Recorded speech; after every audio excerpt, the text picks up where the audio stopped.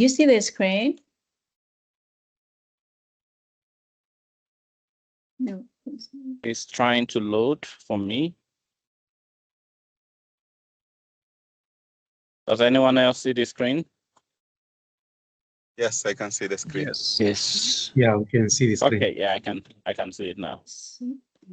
Okay. Okay, cool. So just before I give to Willis to introduce your blessing, let me give you a bit of a background to our research group. I think we can call ourselves a fairly large group with lots of interests for galactic, transients, and so on.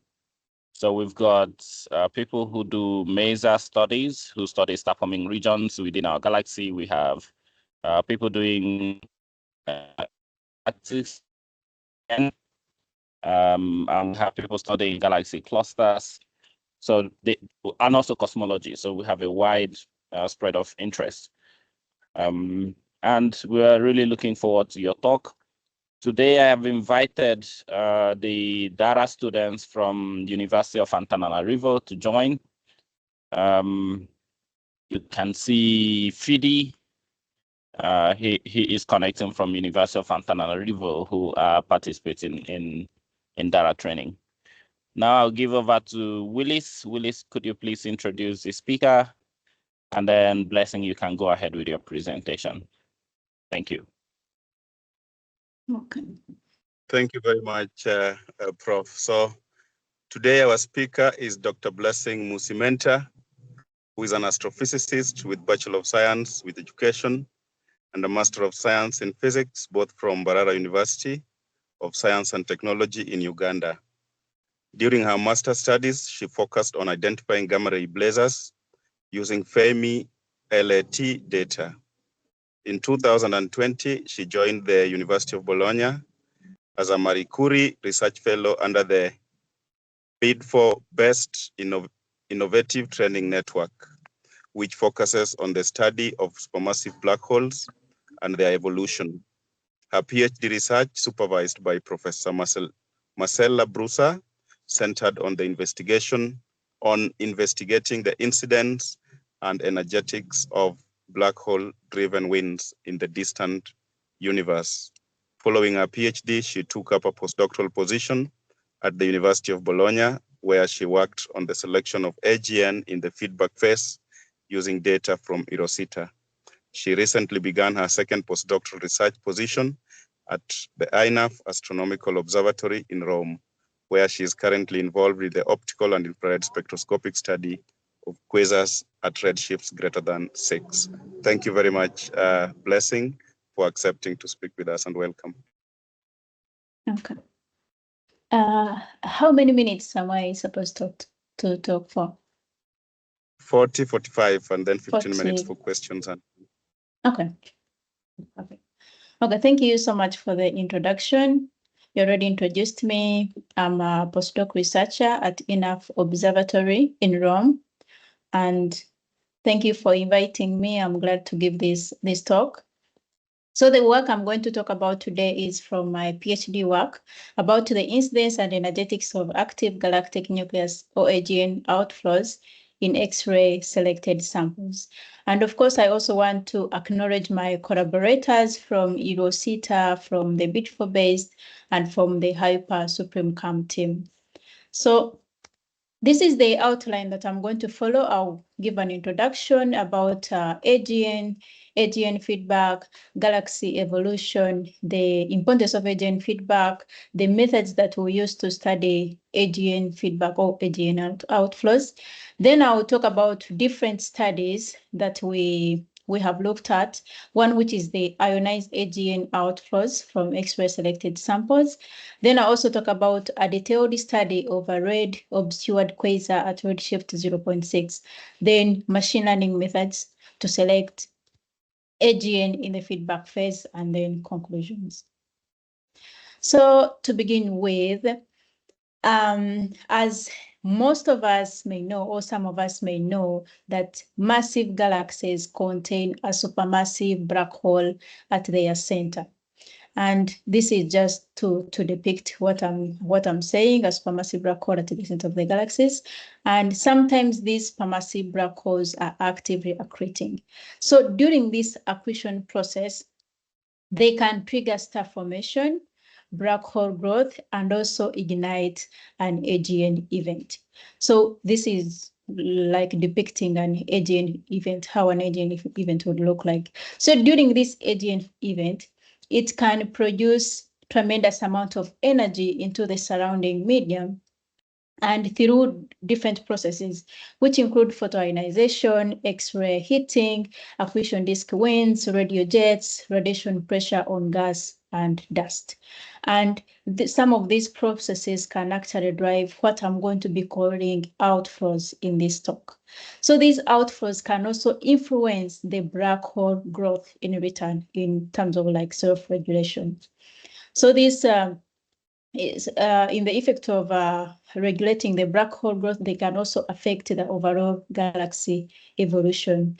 So this effect of the energy produced by supermassive black hole is what we call the AGN feedback. So this AGN feedback can manifest in different forms. It can be negative feedback, that is, we are talking about the suppressed star formation.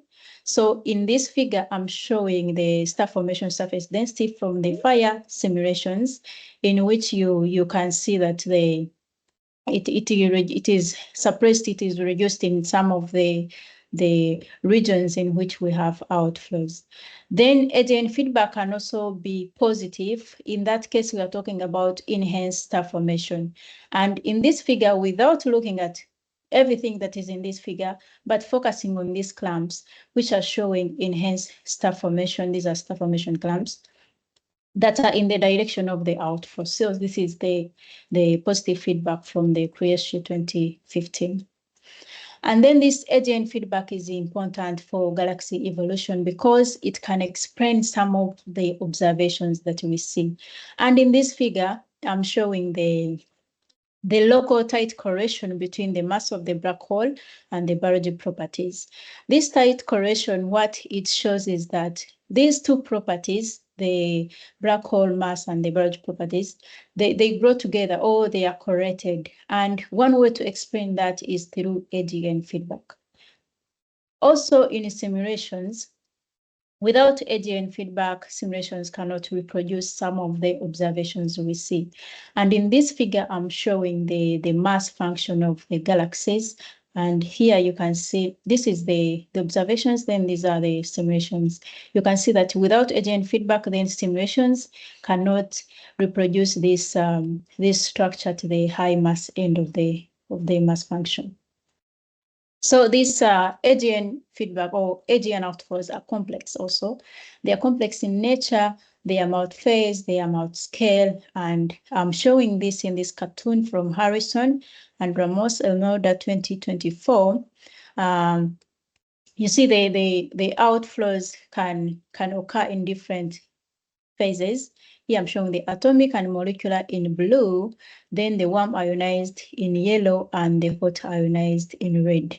And also these outflows can be observed at different scales, from parsec scales to megaparsec scales. For hot ionized, you can see it is like in the nuclear scales close to the black hole.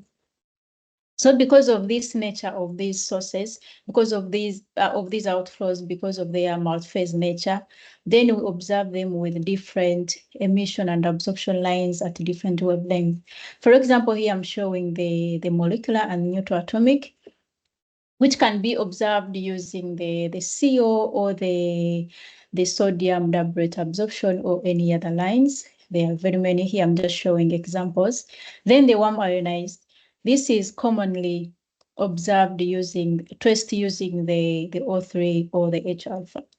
And then the hot ionized, that can also be observed traced in the X-rays using the NK lines. So yeah, as you can see that outflows are traced in different wavelengths. It makes it challenging to study the effect of these outflows on their host galaxies, since we have to observe them in different wavelengths. And for that reason, like we always need like multi-phase studies. Now there are very few. These are also for like individual phases for sure, but now there are very few multi-phase studies. So most of the times people only focus on different gas phases. And in this talk, I'm going to be only focusing on the warm ionized phase traced by the O3 line. So to trace the ionized outflows using the O3 line, we look for the broad and asymmetric wings in their emission line profiles that I'm showing here. One way to do this is using the parametric analysis here, where you can model their emission line profile using the narrow component that is tracing the gas in the narrow line region. Then you can also model with a broad component that is tracing the unsettled gas, which is associated with the outflows. So from this, you can determine the flux of the outflow, which is the flux of the broad component.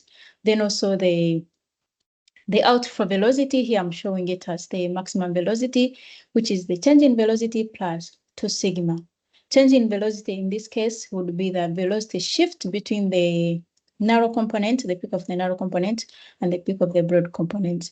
And then sigma for a Gaussian is given by the full width at half maximum, in this case for the broad component, divided by 2.5. So in cases where we have complex gas kinematics in our system, it is challenging to use this parametric analysis. So we use the non-parametric analysis. And in the non-parametric analysis, you can model the emission line profile using different Gaussians. And in that case, you don't have to ascribe any meaning to the individual components. And so the aim there is just to reproduce the total emission line profile. And from the modeled line profile, you can measure the flux of the outflow. You can measure the outflow velocity that can be measured differently.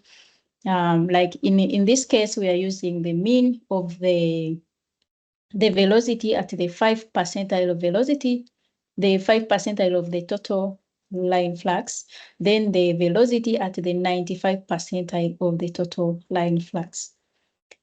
So with this flux velocity, you can then deduce the energetics, where you measure the outflow mass, and the outflow mass is given by the luminosity of the outflow and then the electron density. The electron density can be measured, but in cases where you cannot measure it, maybe the emission lines are faint or it is not, you don't have the lines to measure it in the data, then it is always assumed. Then you can measure the mass outflow rate, which is given by the outflow mass times the velocity of the outflow and the radius.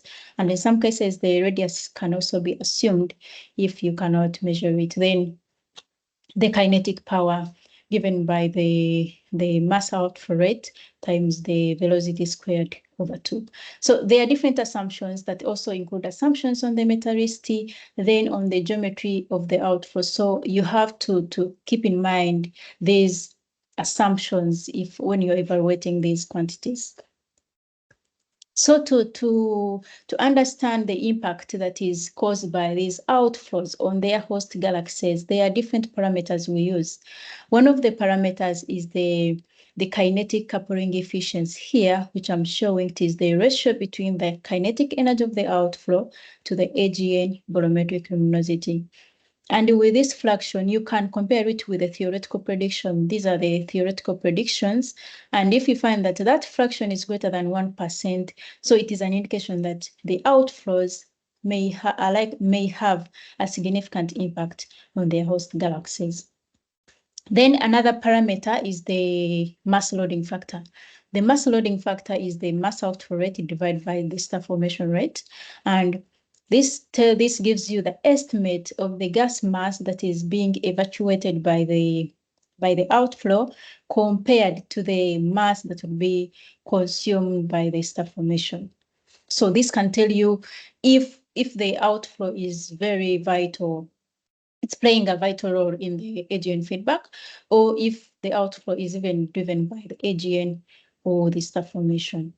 So of course, there are also caveats in using these parameters in comparing observations with simulations.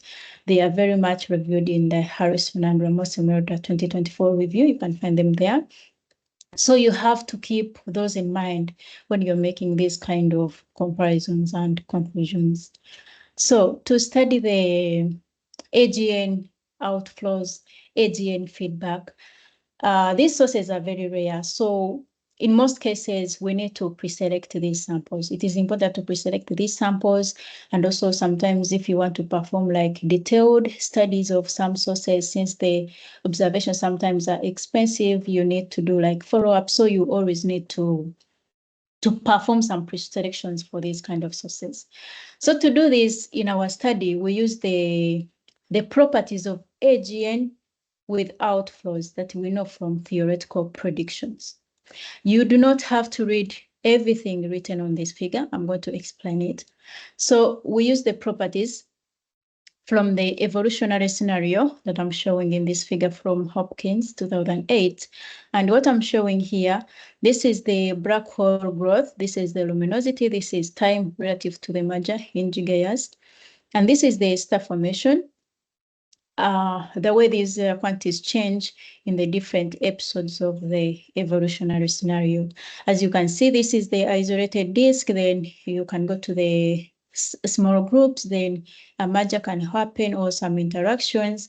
And during this phase, the star formation rate can start to increase. Then at this point, also the feedback is dominated by the stellar winds. Then you go to the coalescence phase. In this case, we have the starburst, then also the buried X-ray AGN, and then the blowout phase. And in this case, the gas is expelled, or the gas and dust are expelled. Then we have a reddened quasar, and then there is some ongoing star formation in the host, high Eddington ratios. You can still see the merger signatures here. And then you can go to the unobscured quasar that you can clearly see here in the center, and then to the dead output core. So in our study, we focus on this phase, the blowout phase. We use the properties of these sources to select sources that we use the properties of this phase to select sources that are expected to be in the feedback phase, such as the moderate column density, then obscured and dusty. Then they are also accreting to the close to the Eddington limit. Then for the observed properties, we observe these sources with red colors. They are luminous in the X-rays and the infrared, and then faint in the optical. So I'm also going to explain some of the data that I use that I'm going to be mentioning.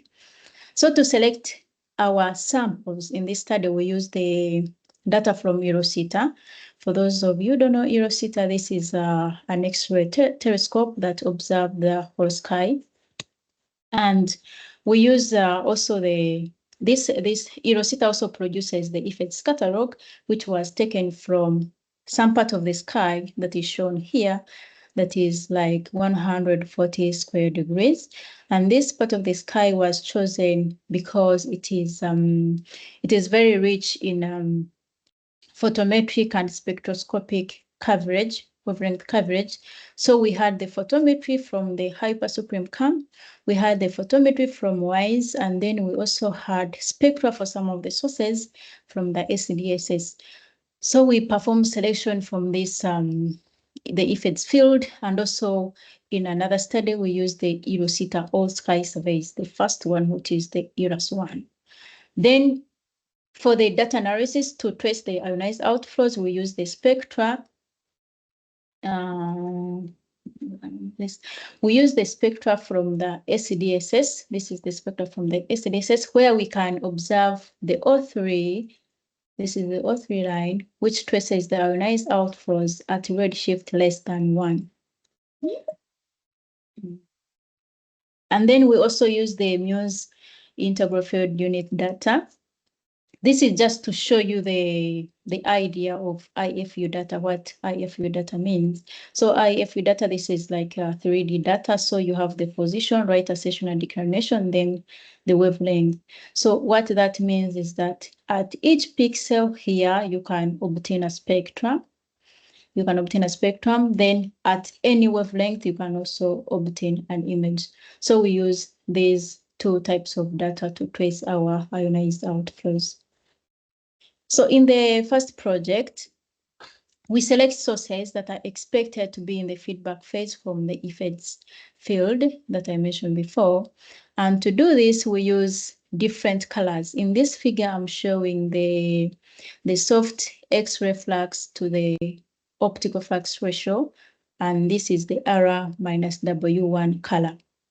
So we select sources that appear in this region. They are expected to be red sources, to have red colors. So we also use other different colors that are selecting red sources like I minus W4, R minus W1, then I minus W3. And then also we use the hard X-ray flux to the optical flux ratio and then R minus W1.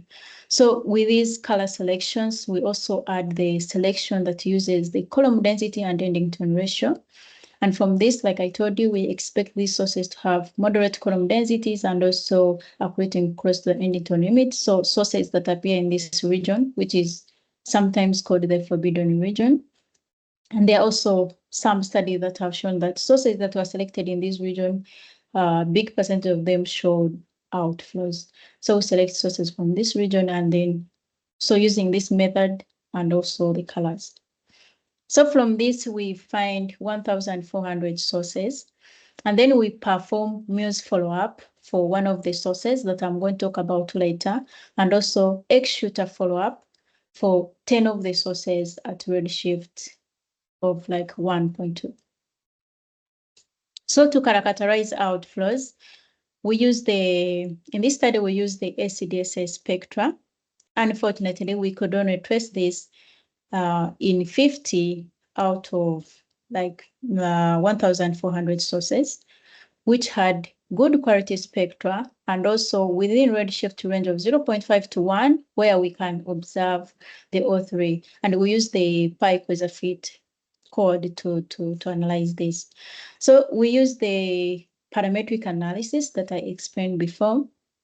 And this is the narrow component tracing the gas in the narrow region in green. And this is the broad component in blue that is tracing the outflows. So from this analysis, we find that 23 out of 50 sources show outflows. That is 45% of our sample. And what it means is that their full width at half maximum is between 600 and 2,800 kilometers per second. And this fluctuation would actually go to 80% if we considered sources that had two components, meaning the narrow component and the broad component, but at a lower significance. So the reason I'm saying this is because this indicates that our method is actually doing well in selecting sources that are expected to be in the feedback phase. So we look at different scaling relations. Here I'm showing the AGN barometric luminosity and the velocity of the outflow, which is the maximum velocity in this case. And from here, previous studies found a correlation between these two properties. But when we add our samples in as stars here to the other samples from the literature, the rest of these sources, we find that these two properties do not actually correlate. There is no correlation, or if it is there, it is very weak. So what this means is that it is important to actually perform sample selections to do this kind of studies in order not to have biased conclusions. And then it also indicates, if you look at our samples here, they are at higher velocities. It indicates that this X-ray active phase, how we selected our sources, is tracing the fastest phase of outflows. So we also look at the correlation between the mass outflow rate and the AGN barometric luminosity. We find a correlation. It has always been found that the the mass and the AGN, the mass outflow rate and the AGN volumetric luminosity correlate. But in this case, you can see that we have a large scatter, which may also indicate that actually the mass outflow rate may not necessarily depend on the AGN volumetric luminosity, but there are also other factors like the coupling that might affect this, in which actually the coupling also may depend on other things like the coupling between the outflow and the surrounding medium in the host galaxy, or the AGN power, or the distribution of the gas in the host galaxy. So we measure the mass outflow rate of these sources that ranges between 0.2 to 23 solar masses per year, then the kinetic power and the kinetic coupling efficiencies that are between 1 to 10%. Like I mentioned before, if it is greater than 1, it indicates that these sources may have a significant impact on the host galaxies. So in this case, we find that 30% of our sample may have a significant impact on their host galaxies, since their kinetic coupling efficiencies are between 1 and 10. And also it indicates that this outflow is actually relevant from the energetic point of view. So in the second study, we did a follow-up for one of the sources, the ID608, to study the ionized AGN outflows in this source, which we call the Goldfish Galaxy, which is a red obscured quasar at redshift 0.6. So this is the hypersupreme CAM image of this source. As you can see, it is red, and also it appears as if there is like another source in the northwest region.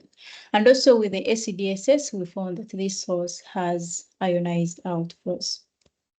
So we obtained Muse observations for this source, and the aim was to explore the environment around this source, see if this source is actually located in a merging system or not, and also obtain accurate measurements of the outflow properties. So this is the data cube from Muse here that I'm showing here. And this is just an extraction of our source. This is the O3 flux map. So the reason we are calling it a goldfish galaxy is just from the structure of its O3 emission that looks like the goldfish.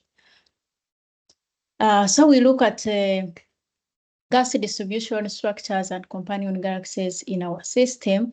And to do this, we obtain different velocity bins. These are blue velocity bins. Then this is the central one. Then this is the red.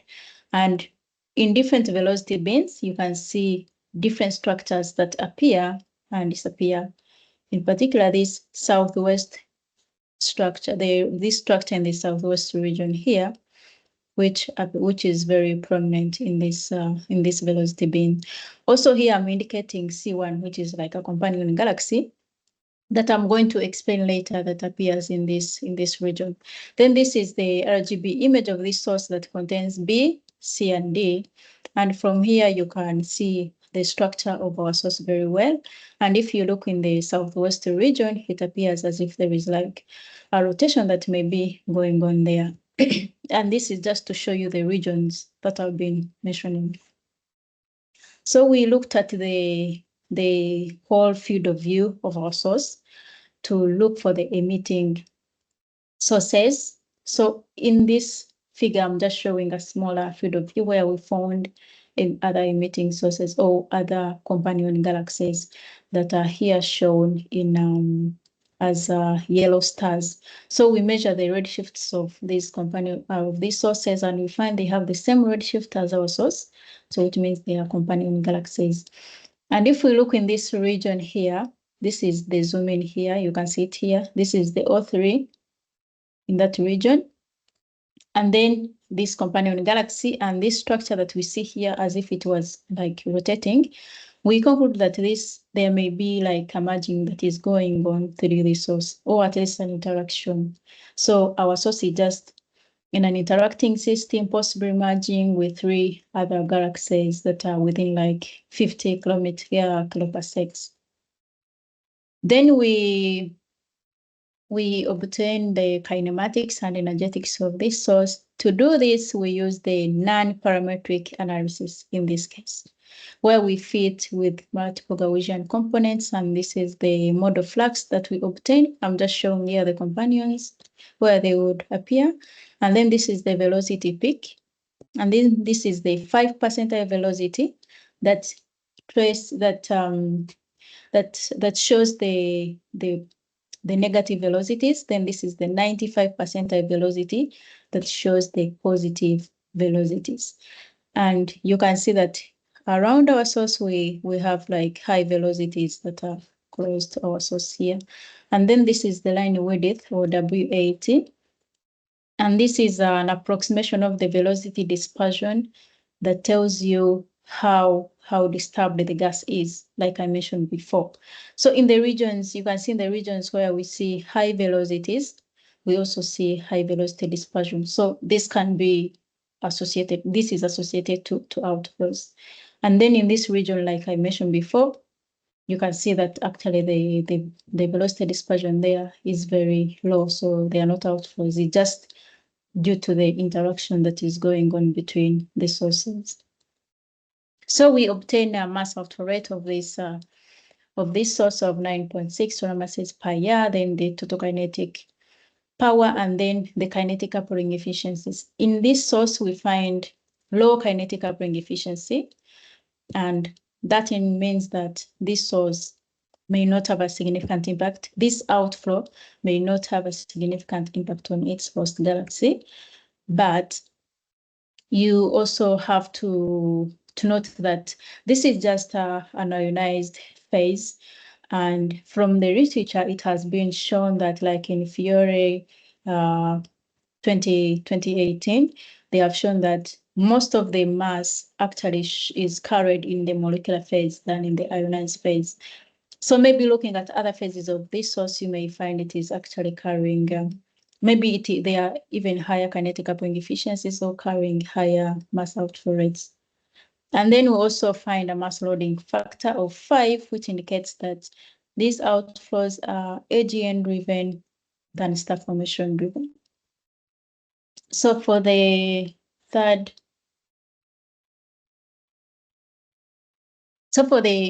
study, we try to improve our selection methods that I presented in the first project by incorporating machine learning methods. Just a recap, we use the color selections that are shown here, then the column density and ending tone ratio to select some sources, where we selected 1,400 sources, and 23 of those sources that had this good quality spectra and within the redshift range where we could observe the O3 showed outflows. That showed that our methods were performing well. However, this spectroscopic redshift sample was very small, so was not an accurate representation of the full outflow candidate population. So our aim, like the reason we are incorporating machine learning, is to improve the completeness and efficiency of these pre-selection methods. Then also, since there are no unique features that can be used to select these kind of sources, we would also identify more features that can be used to select AGN without outflows. And also, if you want to apply this selection on large samples like the ERAS one, with machine learning, we can improve the selection.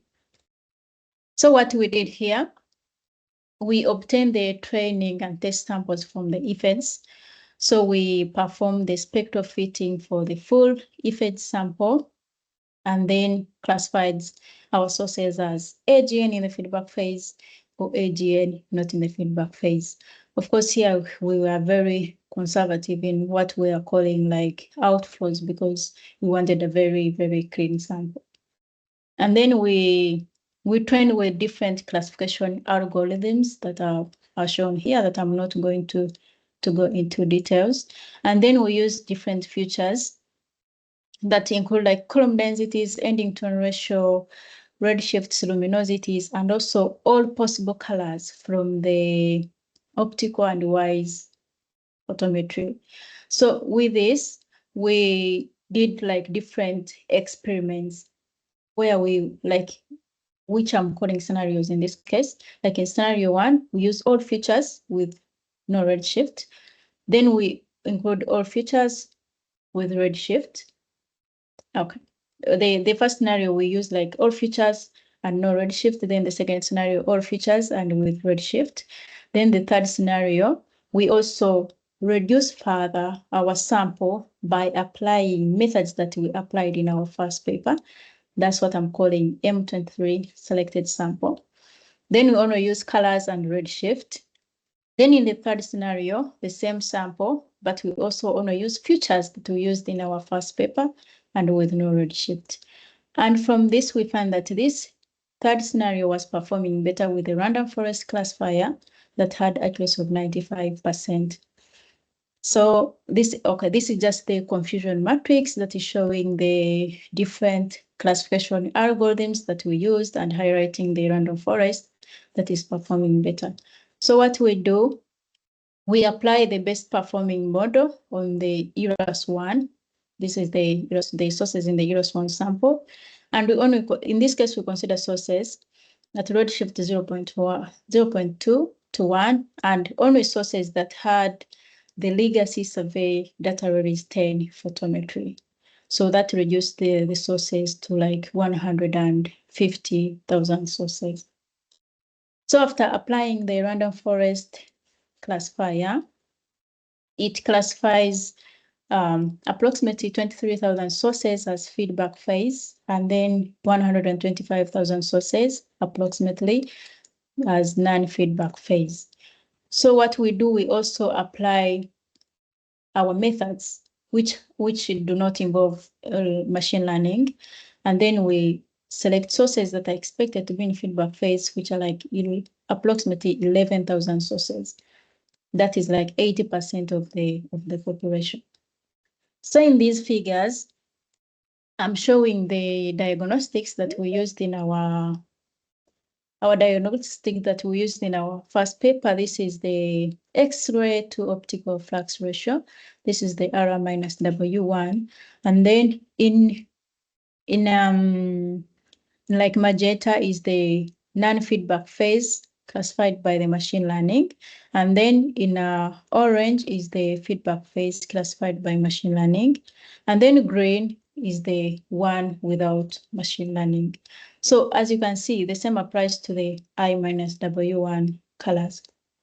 So what we see from here is that the samples that are selected by our methods that don't have machine learning are actually redder, right? And what we are selecting right now with machine learning appears to also occupy like the most of the like the bluer part of the colors. So I think this is important. Like I said, it is important to consider unbiased samples if you want to study these scaling durations or the impact of AGNs or AGN outflows on their host galaxies. So this is good. And then we can also see that this machine learning is classifying like 16% of the sources as feedback phase compared to what we did in our previous study, which is 10% of our sample. But this is just related to the fact that the ERAS-1 is more luminous than the effects. So this means that there may be more sources in the luminous samples may be outflowing compared to the less luminous. So that brings me to the conclusion, which like in the first case, we find that actually Rosita is a powerful discovery machine to study AGN in the feedback phase. Then we find also no correlation between outflow velocity or a weak one and barometric luminosity, and that tells you how important to perform these sample selections. And then the extractive phase or the obscured phase is the best trace of the fastest phase of winds. You can find this work in Musiimenta 2023. Then for our follow-up study or the source we studied in details, we find that this is just a cartoon showing you like this is our source, then these are the different companion galaxies, and this is the extended structure that is just an ionized cloud that was due to the interaction that is going on here. And we find that the outflows in this source are more likely AGN driven than star formation driven, but less relevant from the energetic point of view, according to the kinetic coupling efficiencies. And this work is also in Musiimenta 2024. Then for the machine learning, this is of course still like the ongoing work. We find that the machine learning identifies, of course, a larger sample compared to AGN, compared to the traditional methods or the methods that don't have the machine learning. And of course, this is important if we want to obtain like statistically large samples for studying AGN feedback and so forth. That is it. Thank you for listening. Hello, can you hear me? Yes. Okay. So yeah, we were following the presentation, but at this moment I think Prof. James has internet issues. So yeah, if anyone has questions, so this is the moment to ask. Okay, I'll just throw the first one. Okay. So when you were talking about the gas distribution, you point a galaxy companion. So I just want to understand, how did you detect or identify that galaxy? Because looking at the gas distribution, from my point of view, it looks the density distribution looks similar to me. So I just want to understand, how did you identify it? Is it based on previous observations or You something mean else? okay? You mean this, right? Yes.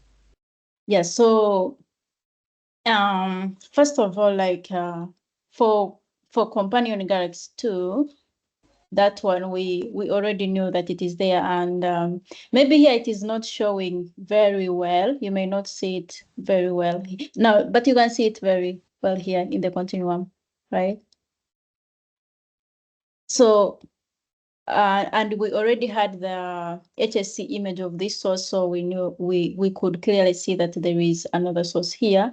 So what we did is to measure to obtain the spectrum for this source, and then measure its redshift. And if it is corresponding to the redshift of our source, then that is a companion galaxy. And of course, this one clearly, you can clearly see it. And then this one was showing also with these images, you may not like see it like very well, but if you open like in the QFace view in some software, you can see that there is like a companion galaxy maybe here. There may be a companion galaxy here. Of course, this needs like maybe other deep observations to actually confirm some of these companion galaxies. I don't know if, are you listening? Yes. Okay. Thank you. Okay. Thank you. So does anyone have a question? If I can ask a question, Teresa, in your conclusion, you spoke about trying to pick up the correlation with luminosity and indicated that there was no correlation. Can you say any more about that? Because you spoke quite a bit, you mentioned something about being careful about your sample selection. So do you think the fact that there was no correlation is due to your sample selection, or are you comfortable in terms of the way your actual samples were selected? Mm, Go to your conclusion.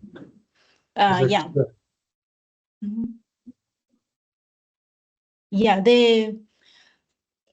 clearly looking at the data, there is no correlation between these two properties.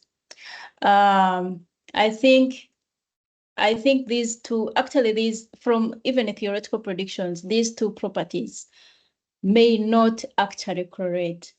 The reason I say that is that you may find sources that are given maybe a given luminosity, they may be having fast they may be moving very like the outflow may be moving very fast, but having a low mass, right? May have been moving very fast, but with a low mass, or may be moving slower with a high mass, depending on maybe you may be observing the outflow at the initial phases of the blowout phase or at the late phases of the blowout phase. So still the properties that should actually correlate should be like the mass outflow rate and the kinetic energy, but the velocity for sure, I think the velocity could, the velocity and the AGN velocity may not necessarily correlate. So of course, this can be due to the sample selection, but as you can see, we have populated the lower part of this figure, and from this we can see that there is actually like no correlation that is going on between these two properties.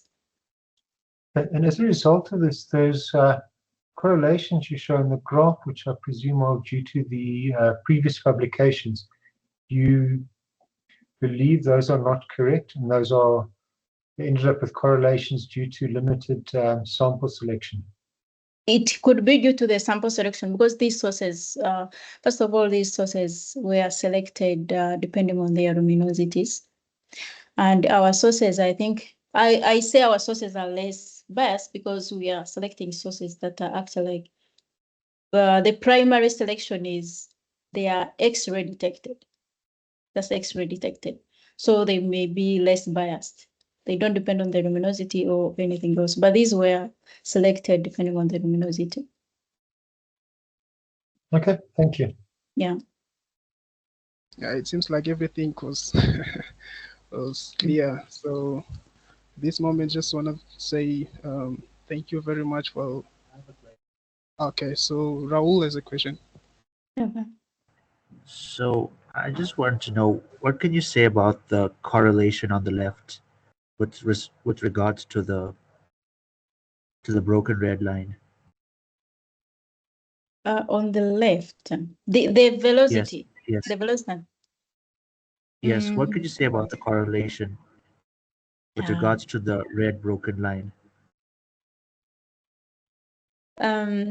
It is, I think what I already said, this red line is the relation that we obtain when we populate this plot with our sources. So it actually shows there's like, I mean, looking at the scatter and also looking at them on face value, there is no correlation between these two properties. It's what I said, yeah. And Yeah. another question is, would you say that there's also a strong correlation with regards to the blue, with regards to the blue broken lines, the blue lines on the left? In the same figure? Yes. Would you say that there's a strong correlation? Yeah, there was a correlation from their study. There was a correlation. Of course, you can see the scatter is, I mean, if you remove our sources, the stars, yeah, you can still see that the scatter was very, very big, but they were saying there may be a correlation between these two properties from their studies. Yeah. And my final question is, what does the strong correlation imply? It implies that that the velocity of the outflow depends on the AGN barometric luminosity. The higher the luminosity, the higher the outflow of the velocity or the outflow velocity. That's what it implies, if there is a strong correlation. Okay. Yeah. And my last question, this is my final question. So which sources does that hold? Sorry, I didn't hear that. So I wanted to know which sources does that strong correlation hold? Which AGN types does that correlation hold for? The AGN type, it doesn't hold for any specific AGN types. What we are looking at here are AGN that have outflows. This velocity is the velocity of the outflowing material. So in this case, when they were talking about the correlation between the AGN barometric velocity and the velocity of the outflow, so they are talking about AGN with outflow. It could be a type 1 AGN, type 2, it can be any type of AGN. Okay.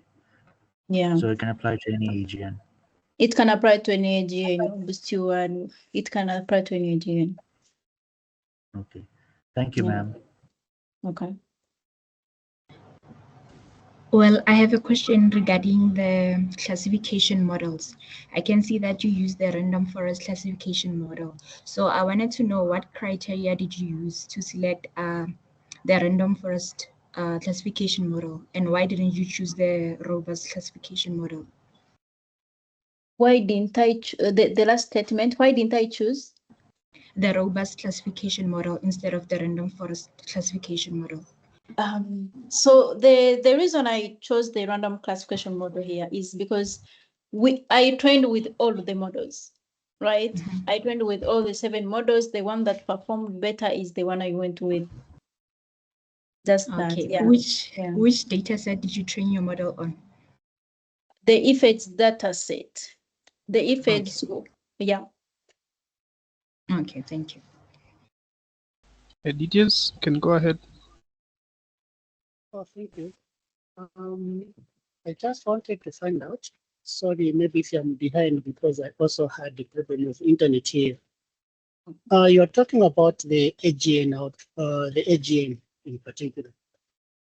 Now, I wanted to find out the methods that you use to separate the AGN from non-AGN galaxies.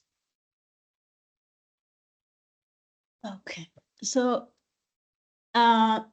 for this sample that all the samples that I've been dealing with, they are from the Eurosita surveys. And within the Eurosita collaboration, of course, they had catalogs already where they have classified sources as AGNs, depending on the using the color diagram. So I was just selecting the sources that are already classified as AGN from the Eurosita surveys. So they were classified as AGN based on the color diagrams.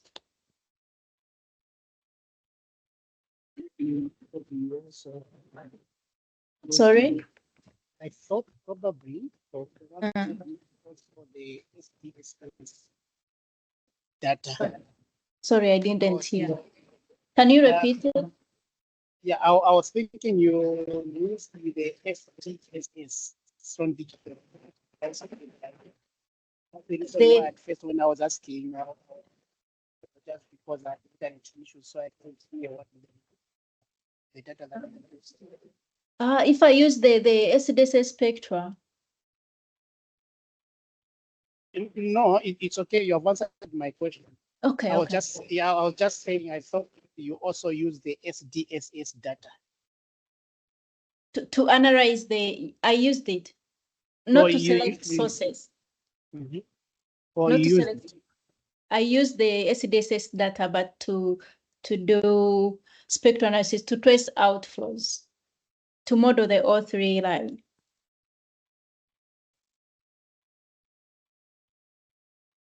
All right. Thank you. Yeah. Since we are done answering questions. Yeah, if anyone gets a question later, you can also email me. No problem. Sure. Yeah. Thank you very much. So for next week, we'll have Dr. Kenneth Dukan, and we'll be talking about revealing the hidden early life of supermassive black holes. Yeah. Yeah.